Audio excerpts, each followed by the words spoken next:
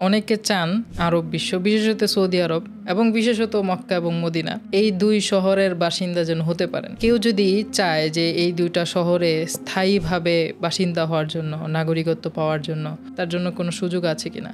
সুন্দর প্রশ্ন করেছেন। আসলে আমাদের মুসলিমরা, সারা পৃথিবীর মুসলিম, শুধু বাঙালি নয়, পৃথিবীর নানা প্রান্তে ছড়িয়ে ছিটিয়ে থাকা মুসলিম সকলের স্বপ্ন থাকে যে কোনোভাবে যদি মক্কা মদিনায় সেটেল হতে পারতাম, বিশেষ করে মক্কা এবং মদিনা।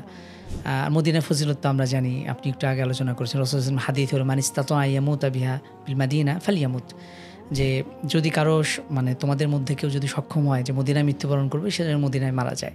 ফা ইন্নী আশফাউ লাহু, যে আমি তার জন্য সুপারিশ করব যে ব্যক্তি মদিনায় মৃত্যুবরণ করবে। আসলে মধ্যপ্রাচ্যের যে রেসিডেন্সি, যে নিয়ম বা আইন, এই নিয়মের গ্যারাকলে পড়ে বা এই নিয়ম অনেক স্ট্রিক্ট থাকার কারণে অবারিত সুযোগ নেই যে কেউ চাইলে সেখানে হয়তো অবস্থান করবে বা সেটেল হবে, এই সুযোগ নেই। যতটা সহজ ইউরোপ আমেরিকা সেটেল হওয়া, স্পন্সর ম্যানেজ করে অথবা ইনভেস্টর ভিসা একটা প্রকল্প আছে, সৌদি সরকার চালু করেছে, বিপুল মোটামুটি 8 লক্ষ রিয়াল, এটা কিন্তু বাংলায় কনভার্ট করলে অনেক টাকা হয়ে যায়।